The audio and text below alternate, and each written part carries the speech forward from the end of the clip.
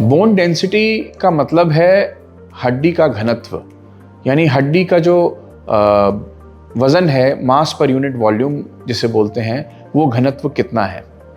और हड्डी दो सब्सटेंसेस से बनी होती है।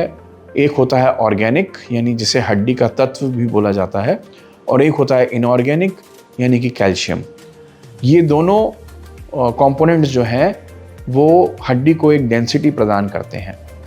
जब ये दोनों कंपोनेंट कम हो जाते हैं, उस कंडीशन को हम ऑस्टियोपोरोसिस बोलते हैं। ये एक आम धारणा है लोगों में कि ऑस्टियोपोरोसिस का मतलब कैल्शियम की कमी है। ये अधूरी डेफिनेशन है। ऑस्टियोपोरोसिस में हड्डी का घनत्व कम होता है, जिसमें इनऑर्गेनिक यानी कैल्शियम और ऑर्गेनिक यानी हड्डी का तत्व दोनों कम हो जाते हैं। सबसे आम हड्डी की बीमारी जो है वो है ऑस्टियोआर्थराइटिस, यानी कि उम्र के साथ जो जोड़ खराब होता है, और दूसरा ऑस्टियोपोरोसिस, जिसमें उम्र के साथ हड्डी का घनत्व जो है वो कम होता है।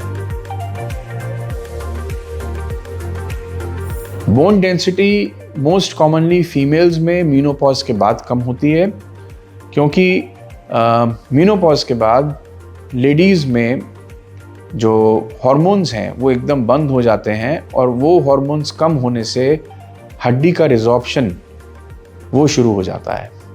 दूसरे जो कारण हैं वो हैं डाइटरी डेफिशिएंसी, यानी आपका अगर खाने में आपका विटामिन डी और कैल्शियम अगर कम हो तो ऑस्टियोपोरोसिस हो सकता है, या किसी को मेटाबॉलिक डिसऑर्डर है और हार्मोनल इम्बैलेंस हैं, पर्टिकुलरली पैराथॉर्मोन के और थायराइड के, तो ऑस्टियोपोरोसिस हो सकता है। दूसरा, अगर किसी को कैंसर रहा है और कैंसर का इलाज चला है जिसमें इम्यूनोसप्रेशन वाली मेडिसिन्स और ऐसी कुछ दवाइयाँ जिनका साइड इफ़ेक्ट होता है कि वो हड्डियों को कमज़ोर बना देती हैं, ये कुछ विशेष कारण हैं जिनसे ऑस्टियोपोरोसिस होता है। बोन डेंसिटी को इम्प्रूव करने का जो सबसे सरल उपाय है वो है एक्टिविटी।